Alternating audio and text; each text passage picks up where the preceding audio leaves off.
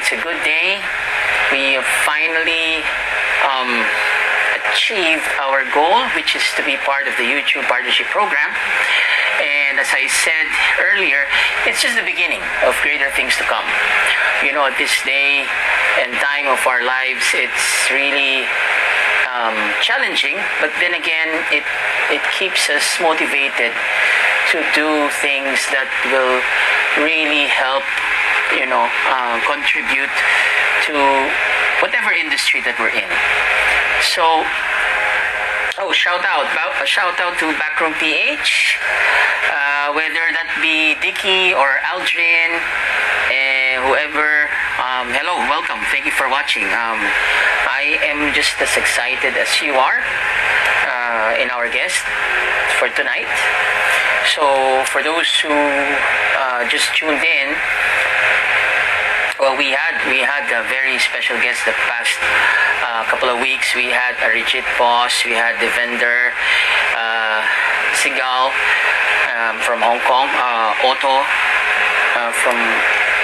and Arijit from India. Okay, Ottoman, I mean.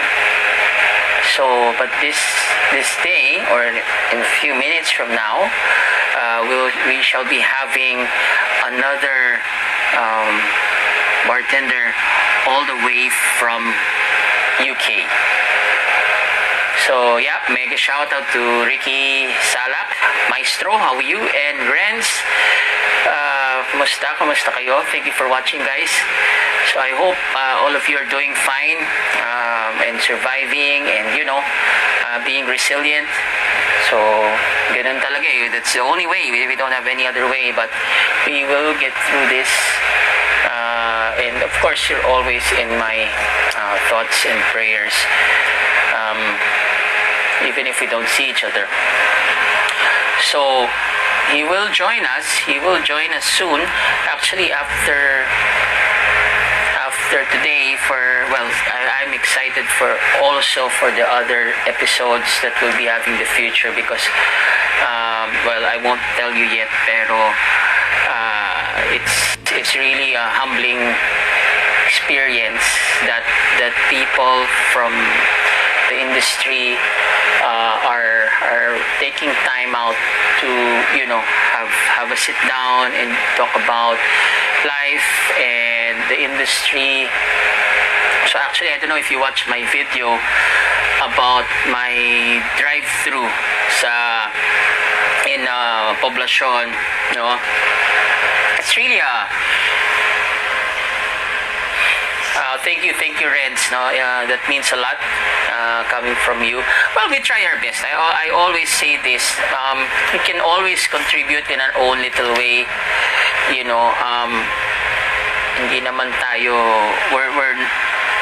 We don't really aim to be heroes, o bayani, but as long as we do something for the industry that will keep us inspired, then that's already a good thing. Of course,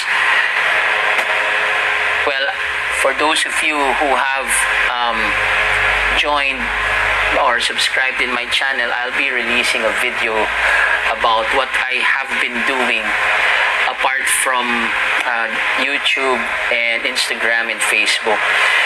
So, of course, we hustle, we think of ways to survive, especially when we are actually with a family. Welcome to Skill Media TV. Yeah, we are... Who is Skill Media TV? Hold on. JJ Santos. Yeah, actually, we are waiting for our guest, for tonight. So, ayun. So, going back, if ever will be cut in 1 hour, please do stick with us for the wrap-up because, for those who don't know, so Instagram is pretty strict with the time. So, when it says 1 hour, we will definitely get cut. So, but that's okay. Ganun talaga sa IG eh. So, just to give you an introduction, actually, so since medyo we have a good number already, our guest, just to give you a short introduction. So ito na, no? So his passion for mixology began when he discovered a bartending book by Roman Hulir. I hope I got that right. So newly graduated from hospitality school in his native Slovakia, okay, and greatly inspired by what he read, he set out to learn everything he could about the craft. Now, this is really interesting. In fact, some of you can relate to probably his beginnings, no? So to continue, his studies led him to a 3-month intensive bartending program in Prague, run by Roman Ulir himself.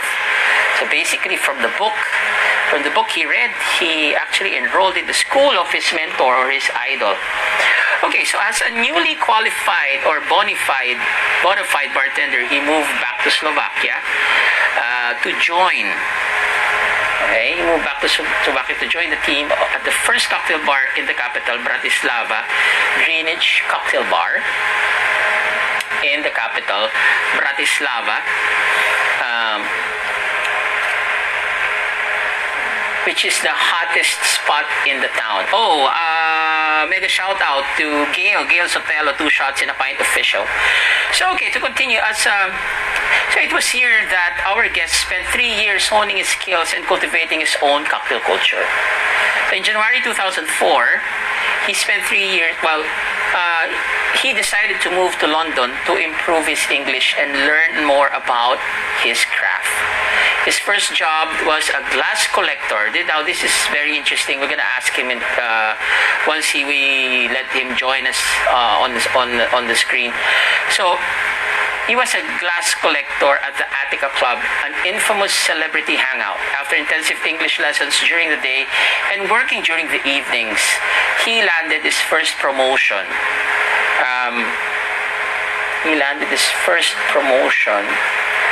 To head barback, followed by bartender, and eventually head bartender. So if you notice, guys, he went through the system. He went through starting as a barback, then as a bartender, then a head bartender. So his passion for Japanese culture and his unquenchable thirst for knowledge of mixology led him to accepting an offer to bartend at Nozomi. Nozomi is a Japanese restaurant in the heart of Knightsbridge. Okay, so fueled by his craving to discover more, he took an impromptu trip to Japan, which is Kiginza. He fell in love with Japanese bartending. Okay, and well, let's move forward because this guy definitely is a legend. He really has done a lot in his career. Now, moving forward, he moved to Savoy's American Bar in 2010, and then at Tales of the Cocktail, he became head bartender of the Savoy's American Bar 2010. Shortly after, at the Tales of the Cocktail 2011, the American Bar was named the world's best hotel bar, and thus Erick as the international bartender of that year. In 2017, the American Bar reached #1 ranking in the world's 50 best bars. So Drinks Magazine Asia, again voted Erick as international bartender in 2018. Then, from the Savoy, in May 2009, he opened his latest venue in the heart of central London, Quant Bar, London. Alright, but within a few months of opening, entered the 50 world's best bar ranking 47. Alright, so without further ado, let us welcome Erick Lorincz. There you go. Welcome, Erick. Good afternoon. Can you hear me? Yes, I can. Perfect. Okay. Perfect. Thank you. As I said, it's good that you had your lunch already, and welcome to Toma Sessions. So, I am Richie, by the way. I'm Richie Cruz. So, it's an honor for you to grace our show. So, as you see, you have a very good following here. I'm pretty sure you are well aware of that, and of course they are looking forward to having you here. And you've heard already my introduction, about you.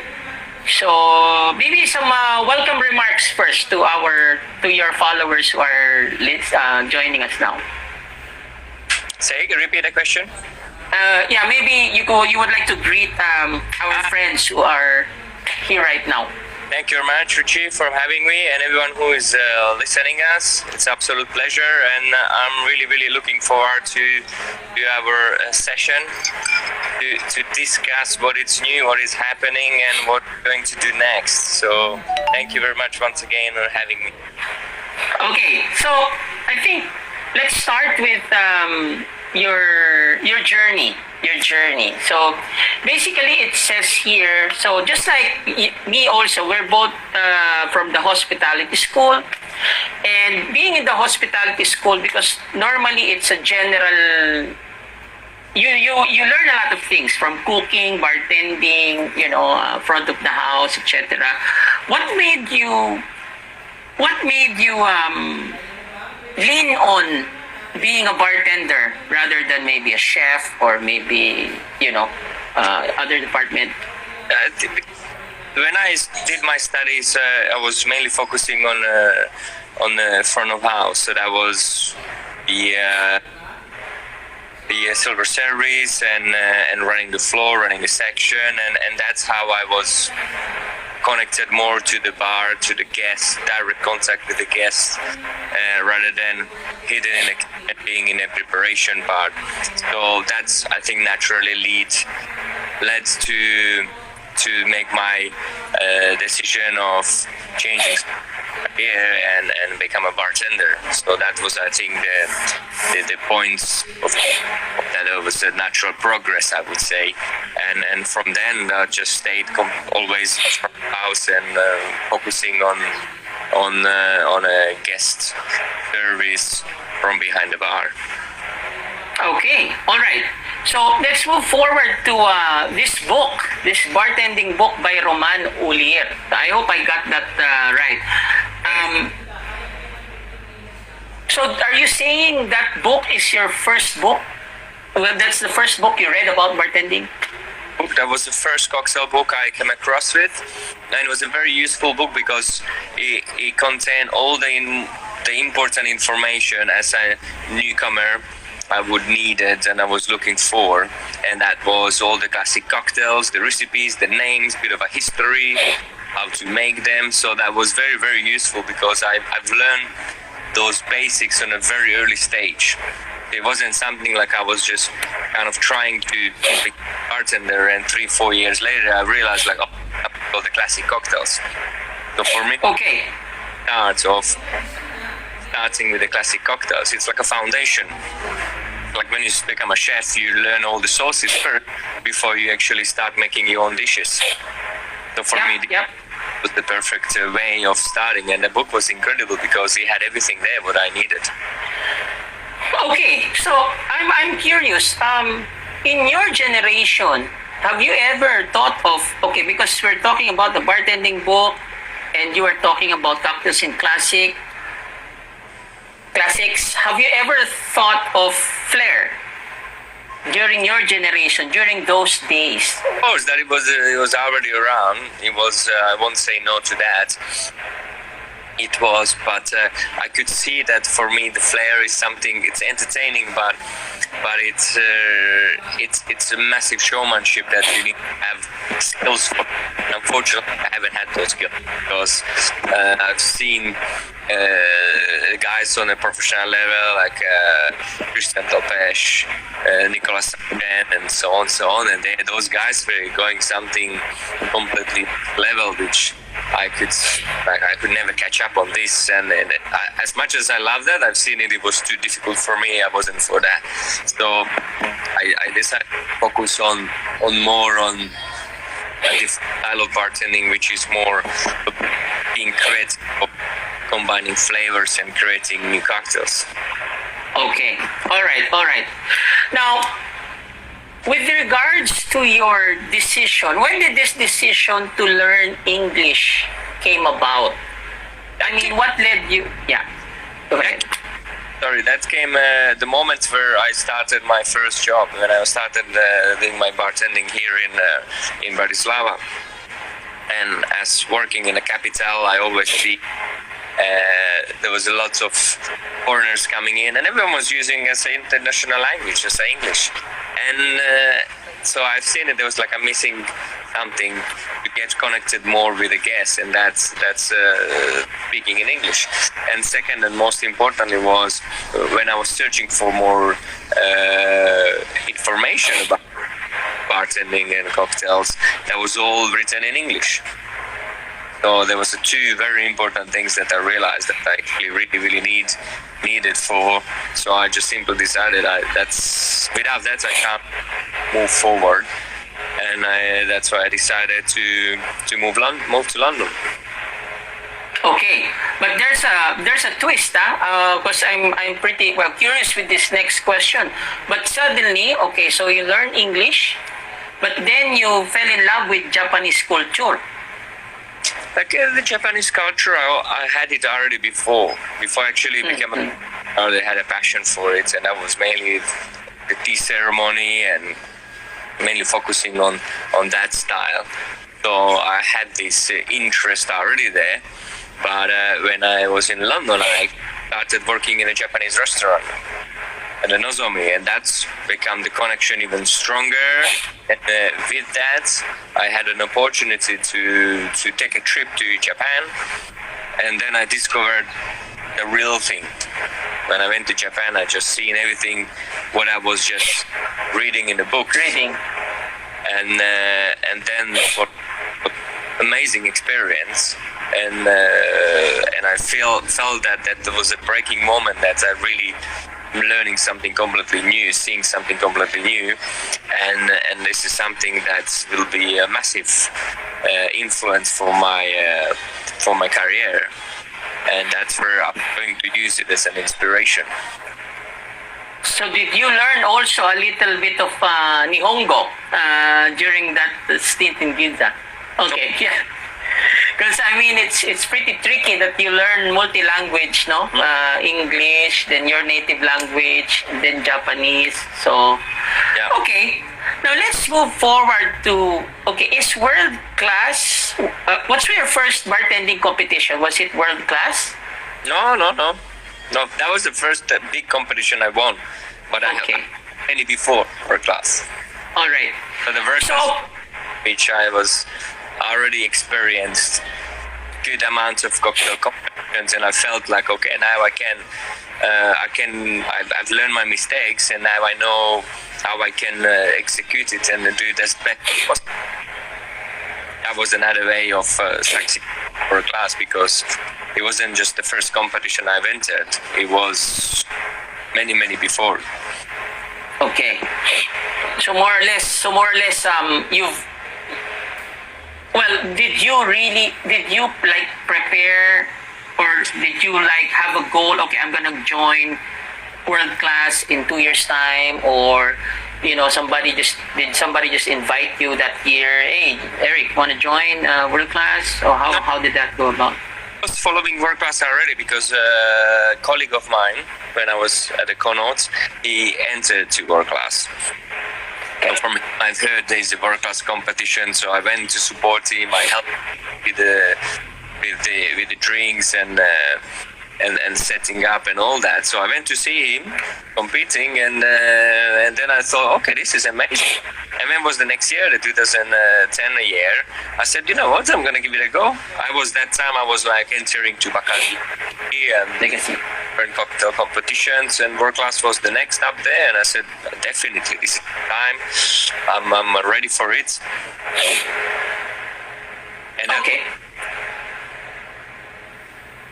Okay. All right. So my next question would be, so you are in the Savoy, you were head bartender, right? Yeah. Correct. So as a head bartender, let's go to operation. So how is Eric as a head bartender? I mean, do you have any pet peeves? Are you the strict type? Or if you can give me your top 3 pet peeves as a head bartender, what do you look forward to? It's always a very easy easygoing person to working with, that until everything works according to the plans and rules we have, and everyone is doing things they have to do, there's no reason to be strict, no reason to be tough, no reason to shout at people and be annoyed about them. But obviously there are moments where I obviously have to raise my voice and speak to face and kind of give a guidance of, this is not the way how to do it, this is the way how you should do it, this is the way you should focus, that's what you're not too focusing on. So it's kind of, but in general I'm considering myself as a very easygoing person, and I can work with pretty much everyone and anyone in any conditions, and bar that, because I see bar, it's a place where you entertain, so no reason to be serious, because if you're serious, then guests coming in and they feel like you make them feel like they're in a temple or in a church, and that's not the bar. Yes, I agree. Okay, go ahead. Relax and have fun, have a good time. All right. Okay, so let's go back. What was the first? Do you remember the first cocktail you made? White Lady. Okay. So what led you to make that? Can you tell us about that experience? I made, and that's a kind of coincidence that it was already somewhere written down, because I ended up working at that where I made thousands of white ladies. And that was actually the reason why I made that drink. That was at school. So when I was doing my studies, so in this hospitality management school, we had a part of lecturing that there was a focus on the cocktails and the bartending. That's when was like a first sparkle in my head, like, oh, this is interesting. Maybe this is I like to do. So when a bartender sessions, and one of the first drinks was a white lady, and they made Toma, silver fees, golden fees. Those were the first drinks, but I still remember the one was the one which was like a demonstration cocktail that we all had to do at school. Okay, all right. So let's move back some more. What led you to enter hospitality school? Was it? Do you have a background? Your family? Is your family into hospitality? Wasn't nobody in my family, or we never owned a bar or restaurant or pub. I think it was, if I really go back, I think that was I used to play football with a friend of mine, and he was older than me, and he was going to this hospitality school, and once we had a meeting, and he told me, come to meet me at the place where he was working. He was doing his studies. So I went there, and I seen him in action, nicely dressed up in a restaurant and doing the service, and I said, oh, this looks very cool. And that was the moment when I had to make a decision, like what I want to do. Okay. So it's your friend who inspired you. By the way, okay, let's make a shout out. So there are a lot of mixed friends of ours here. So Baron of Booze, Aldrin's here. Actually, he really is one of your avid followers here. And back room, it's the Speakeasy Bar in Shangri-La BGC. It's also in the top 50. And then we have the vendor from Hong Kong. He's here. Hi, Devender. Thank you for last week. And who else is here? And your friends, most of your friends. Seba Brooks, Roberto Salerno, Teru, okay, and a lot more. Okay, so guys, do ask questions here in the comment box, and we'll try to ask them as we go along. Okay, so that's pretty interesting.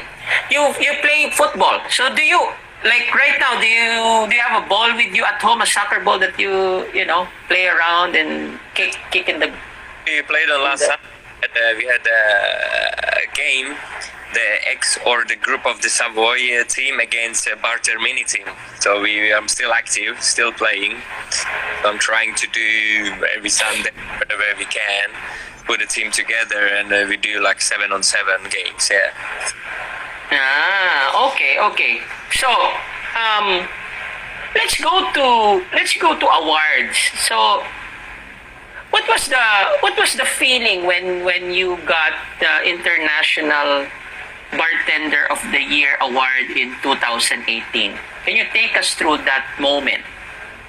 2018, the one in Shanghai by Drinks Magazine. Yeah. Oh, yeah. Yeah, that was kind of unexpected. Absolutely, I wasn't expecting that at all.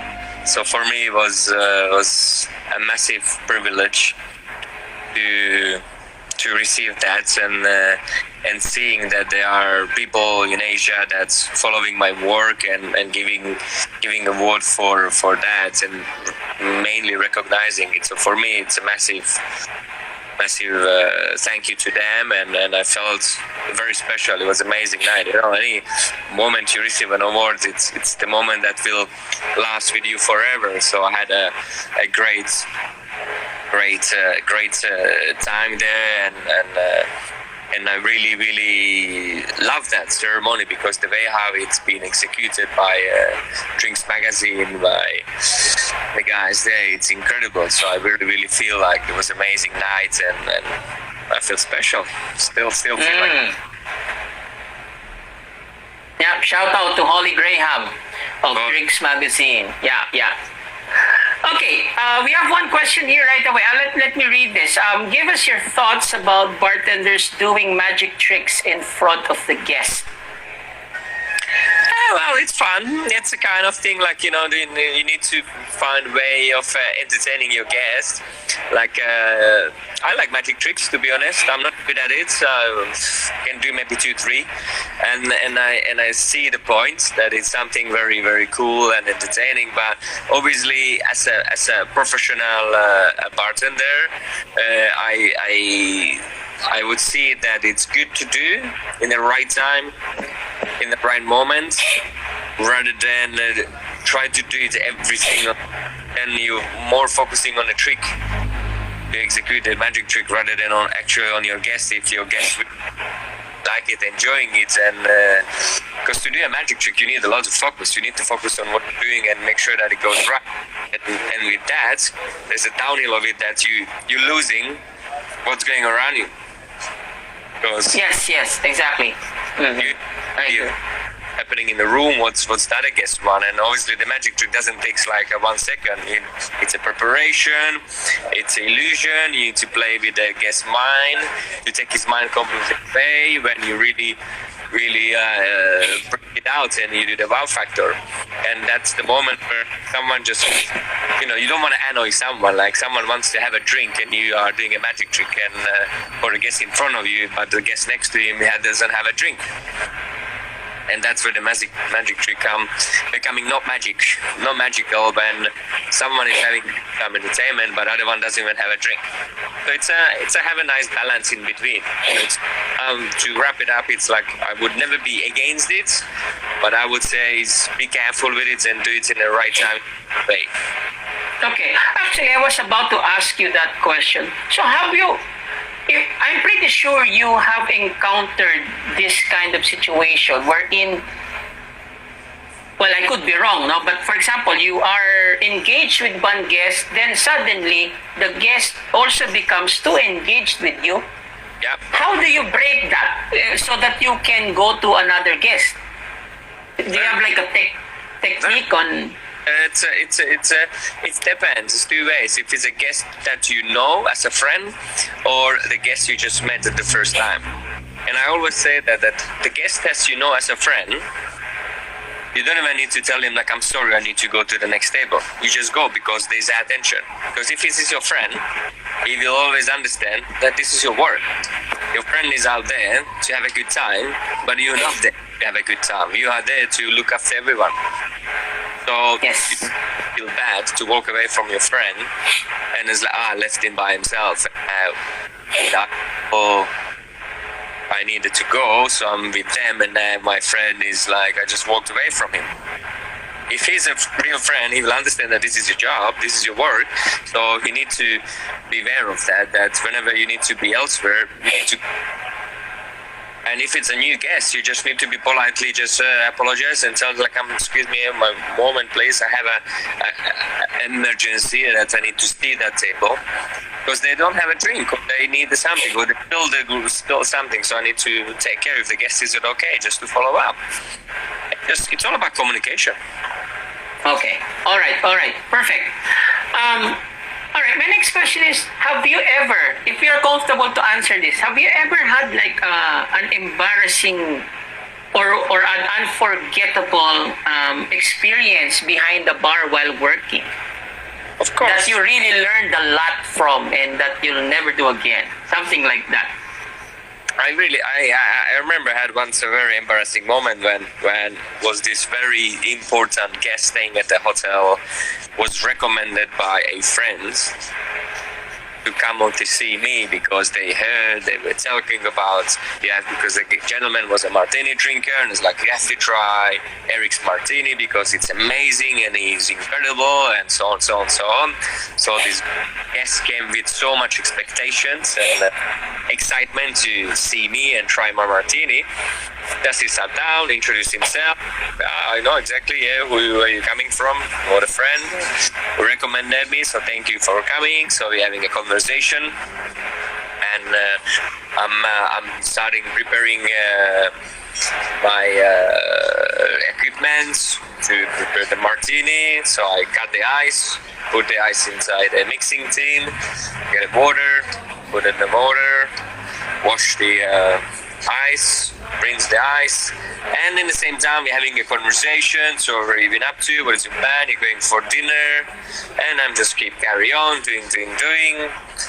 Pour the drink into the martini glass, put an olive and a serve. So the guest takes it. So it's like, very nice, beautiful glass, nice crispy, crystal clear and frozen glass, and he had a sip. It's like, I'm very sorry, Erick, but this just tastes like a water. At that moment, I realized that I was so engaged into this conversation that I totally forgot that I missed a few steps. Yes. And those few steps was rinse the ice and add the gin. So instead of that, I just poured that chilled water into a martini.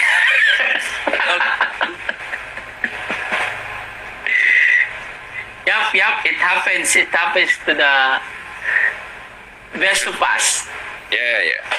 Yeah. Okay. That's the one I never forget. All right.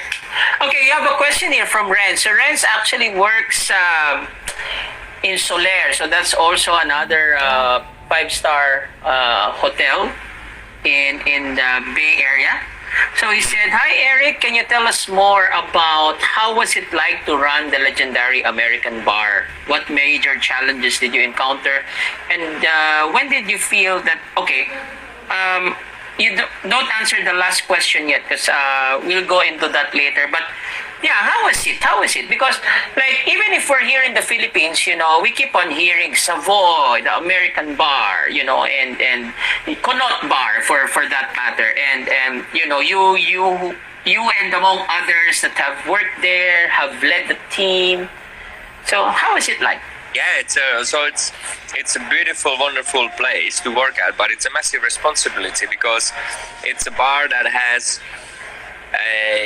one is the big audience, and at the same time there was a lot of pressure on it because the bar had a big operation. So it was like almost like a cruise line that is 11:30 in the morning, and the last drink went out at midnight.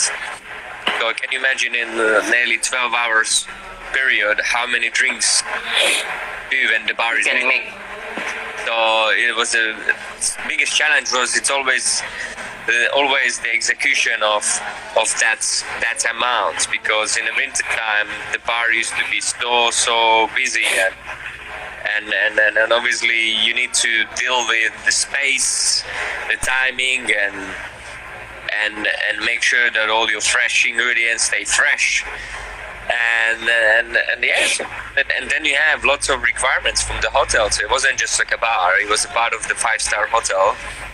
That you need to focus on the guests, on the service, the standards, and that was a lot. And then of course when Savoy became #1, that was a center of attention that people wanted to come and see. Why is this the world's best bar? You had to prove it by everything. So the moment the guest walked in, you need to show your class, your standards, and your professionalism. All. Okay. Maybe I don't know if feel free if you're not comfortable to answer, but obviously in the Savoy I've noticed the how do you call the change of guards as you say, because before you there was another bartender, right, and then it's your turn. So is there any like initial pressure on that? Okay, I'm taking over this guy and pressure on, because if I look back in front of before me, there were bartenders who were working there for years. Like Alan Curry, he started working there in 1969. Peter Doherty, he worked there for about 25 years.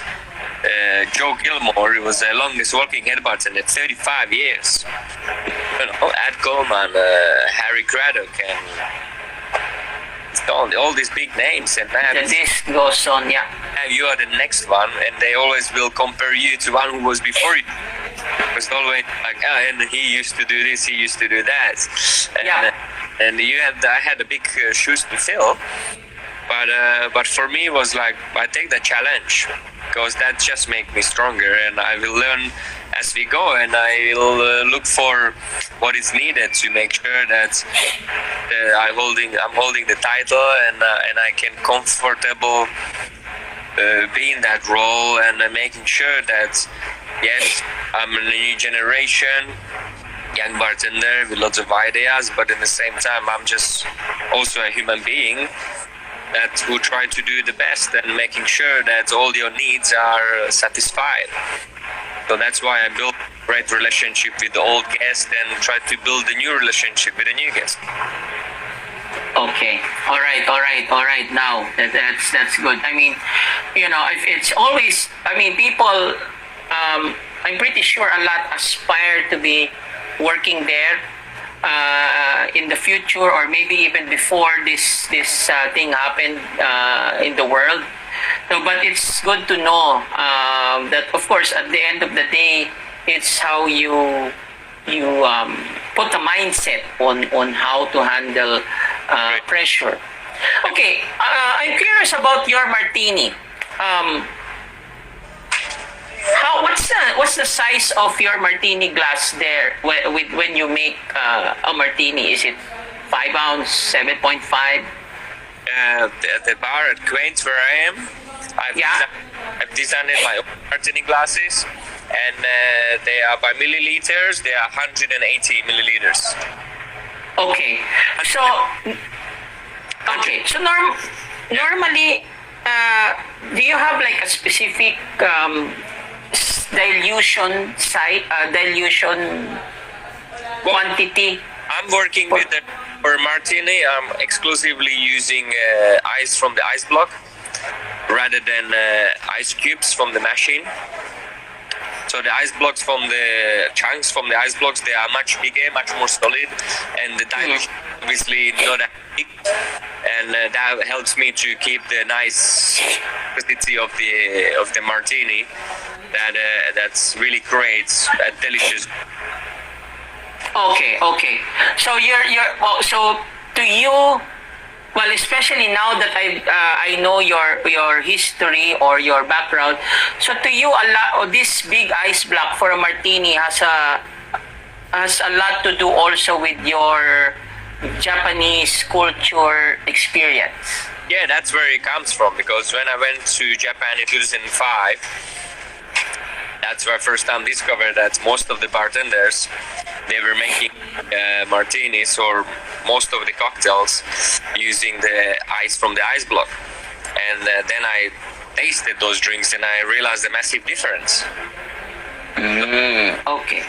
Experimenting back then, and then I also realized that actually there's a huge difference what type of ice you do, because the way ice is behaving and where ice start melting and diluting your drink, to make your drink, because the purpose of the ice is to obviously chill the drink, but also give a dilution, but give the perfect dilution without making, when we're talking about martini, too watery, that it's almost like thin. You almost don't, because for me the martini is the great martini, it's like almost you can bite into the gin when it's ice cold. Okay. All right. Okay, so my next, okay, there's another comment by Renzo. Thanks, Eric. The last menu that you released looked really awesome, and the drink seems not easy to prepare, as you mentioned about the space. Before you answer that, I'm curious about the birdie. Say it again? So the shaker, your product line. So take us through that. How did that start off? And came to Japan, I realized like all the bar tools are completely different. Bar tools I never seen, the shape of the shakers, the spoons, the jiggers, they were all amazing. And then I thought, okay, this is something that I bought back with me on my first trip, on a second trip, on a third trip. And then as time was flying, I realized all the chefs, they have their own knives, their own pans, all the tools for cooking. And I was like, why not bartenders could have their own tools, because there are not many of them. And then I started speaking with people that I'd like to design and work with the producer that to make my own equipment. So I was very fortunate that I came across with Tetsuya Yokohama in Osaka, and he's a family has a big factory that are producing parts for Mitsubishi's. They work with the stainless steel, and they give those things that actually what you need for to produce a cocktail shaker. So we started having a conversation, and I said, I'm a bartender. I'm looking for someone who can produce my equipment. So we exchanged information, and we were emailing for about a year or so. And probably slowly came to the agreement that let's launch the brand, let's launch the products. We started with the mixing tin, then shaker at the same time, and then we thought it would be amazing to build a set, obviously, because you can. There are lots of options that you can create a set, and then came the spoon, the jigger, the strainer. Then we created it. Now the latest one was the double tin. And for that we designed a strainer. I'll be working on something new. okay, so how is it? I mean,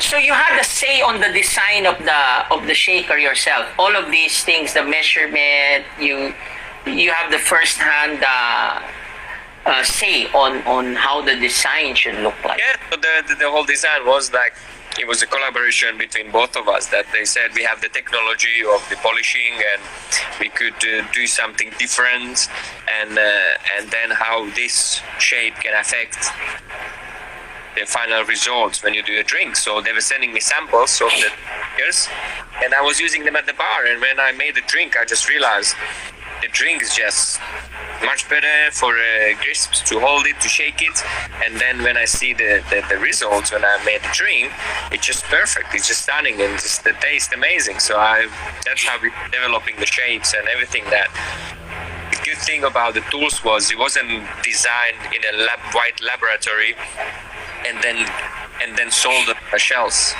It was prototype design given to me. Every single thing, every single tool that we launch, it first comes to me. I take it to a bar and I work on it on a few shifts, to see how efficient is the tool, what is working, what doesn't, and once we have it all kind of fine-tuned or polished, that's now is the tool, it's perfect, then it goes out for sale. Okay. I'm curious, where are you now? Are you at home right now? I'm in Bratislava now, Uh-huh. and I'm here to work on another project, so something new might come up. Okay, so you're outside of UK now. Yes. Okay. What's our time difference? What's our time difference now? If it's 9:30 here. 20 to 4 afternoon. Okay. All right. Well, that's good to know that. Okay, so how is the? Let's move now to the present. So how is it there in Bratislava? Well, the thing is, like, it looks much more progressed than in the UK. That the bars are operating back as normal, but it's again a bit of a worry going around because lots of people do summer. They are traveling and they are flying all around, and the numbers are slightly going up and down. So it's still a question mark. Stable that is like, yeah, everything is fine, everything is perfect. Okay. So with that being said, let's go back to the question that Lawrence asked in the last part. What made you say it's time to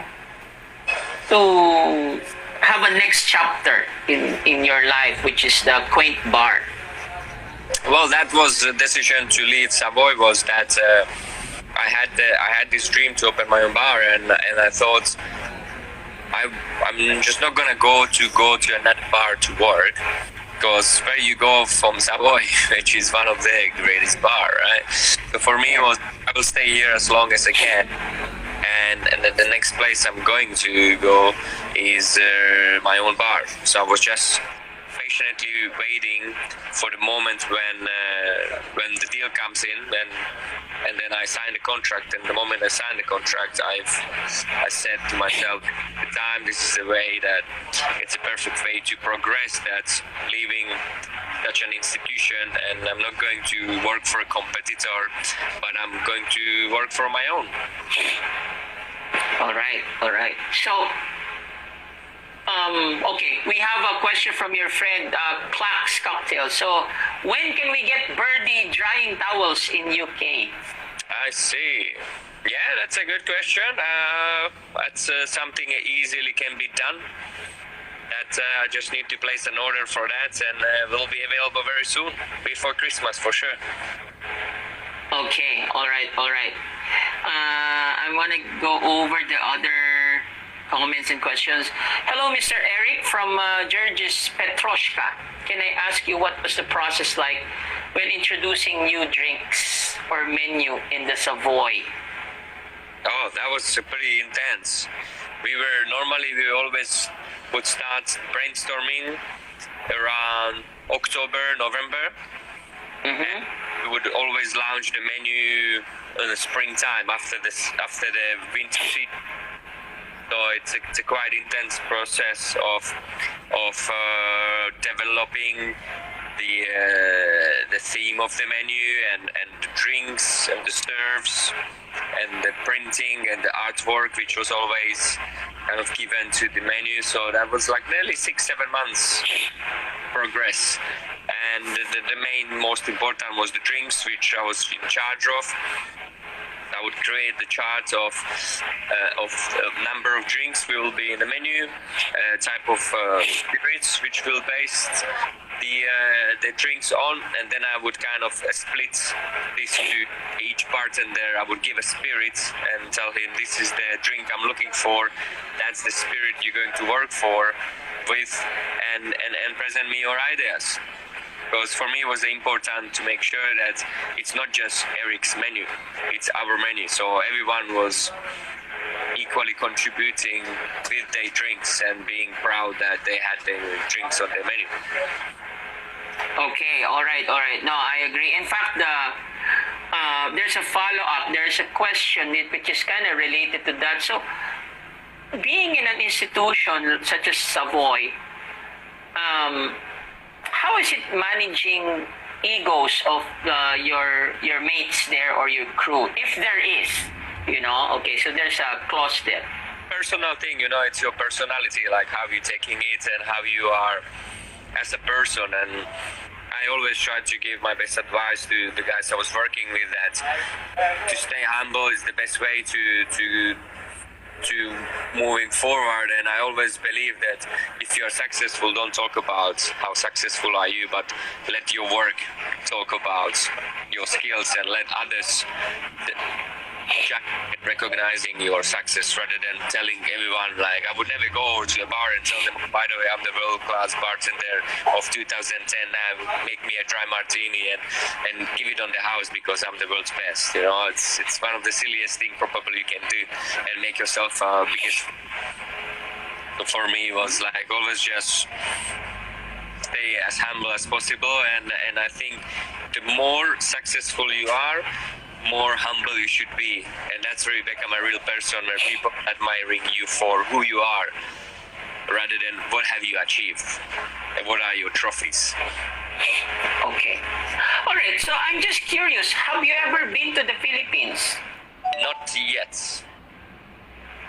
Okay, so you didn't do some escapade under the radar, went to some of our islands? I haven't managed yet, but I'm very, very looking forward to hopefully going to visit Philippines.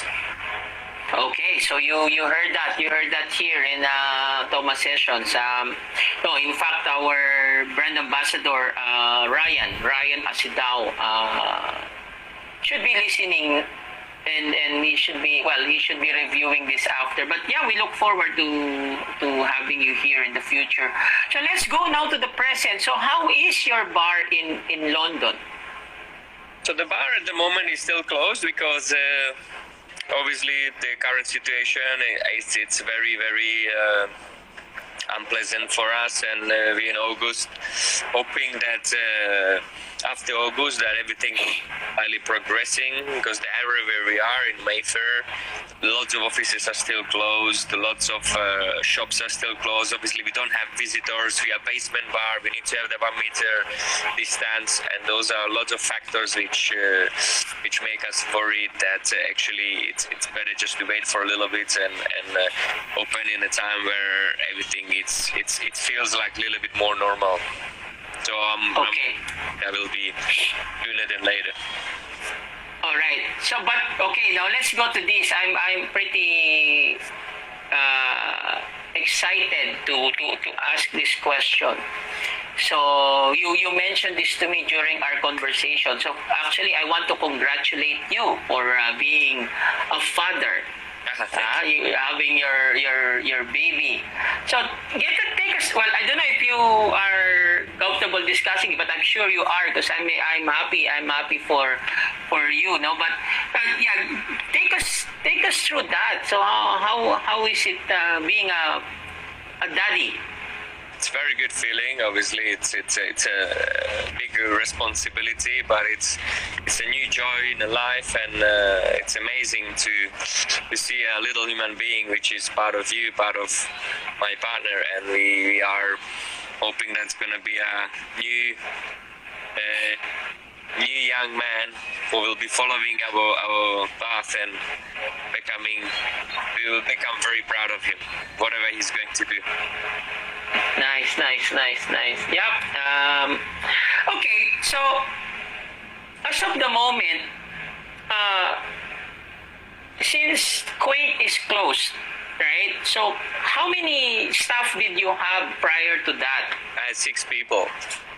Okay, so on the management side, so because I don't really know the laws you have in London, but how is it? How is it there? What do you mean?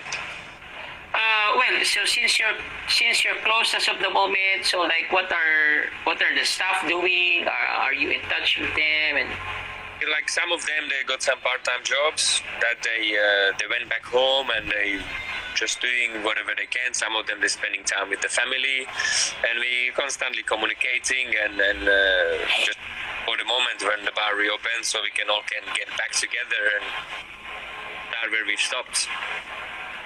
Okay. So maybe let's go to my last question before we do the fast talk. Okay, let's go back first. Maybe there's a few questions. Okay, let's ask this in the last part. Yep. Okay, so what do you think the future is for us? I mean, do you have any forecast on your personal opinion? I feel positive that it will be good, but obviously it's gonna take a long time than we think, because it's a huge impact on the industry especially, but also in our life, because everyone's got affected by the whole situation. But I feel positive that if we stay all positive, we will respect the rules and regulations to make sure that we will be the one who wins against the virus, and we'll be the one who will be enjoying and celebrating it. But it's going to be a long, it is already a long journey, and I'm hoping that it will come to the good end, that we will all remember that 2020 where nobody had any holiday because everyone was at a holiday at home. Yeah. Bye. Okay, all right. Okay, so with that, let's play a fast talk. So I'll just ask a question. Yeah. You have a choice to answer. Then let's move on. Maybe 5 questions. Then let's wrap things up. Okay? Perfect. So it starts now. Okay. Good. I need to run to. All right. I'm gonna work now. Just quickly run away. So go ahead. Okay. So red or white? White. Chicken or beef? Beef. Okay. Basketball or football? Football. Okay. Plane or train? Both. Oh, okay. Shaken or stirred? Stirred. Okay, so that's it.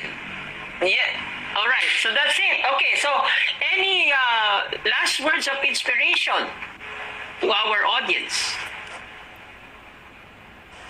Sorry, I just got interrupted. I couldn't hear you. Yeah, no worries. So, any last words of inspiration to our viewers right now? It's inspirational right now is just to stay positive, because we are in a situation where the health comes first and everything is second, and it's just stay connected as we are just did today, and stay positive and spread the good energy around, and support each other, and stick together as a one big family, one big team, to make sure that we will win this. Okay. So how about to the aspiring bartenders at this moment in time? Yeah, it's now is the time to study. Now is the time to read books and doing your research and doing something which you always excuse yourself that you never had a time because you're always busy. So now is the time for researching and exploring. All right. Okay, Eric. So thank you very much. That's it, my friend. Again, it's an honor to have you here. Pleasure, man. Yeah, good luck with your project. Looking forward to it. We're excited. Keep us in the loop, and I'm sure we'll be in touch in the near future again. Wonderful. Okay, so thank you very much, Eric. Go ahead, do your thing, and God bless. All right, man. Bye. Thank you. Cheers. Bye. Okay. So with that, there you have it, Erick Lorincz. So we had a very quick but very substantial session with him, Toma sessions. We didn't do a tagay hanggang mamatay, but I'm happy that a lot of you have joined us. Jack Benviaje, shout out to you. Bar Culture, Miss H. Glenn, Miproa, Two Snow. And to answer, actually, one of you asked, innovate. So yeah, of course, I agree with him 100%. Now is the time to study. Now is the time to research, so that you're ready. You're ready once the gates are open. You're ready once the bars are open. Don't give any excuses that there's this thing happening, so might as well wait for things to get normal. We don't wait. We have to be proactive. And with that, thank you very much again, guys, for joining Toma Sessions. We are gonna be cut, so See you next. 1, 2, 3, come on!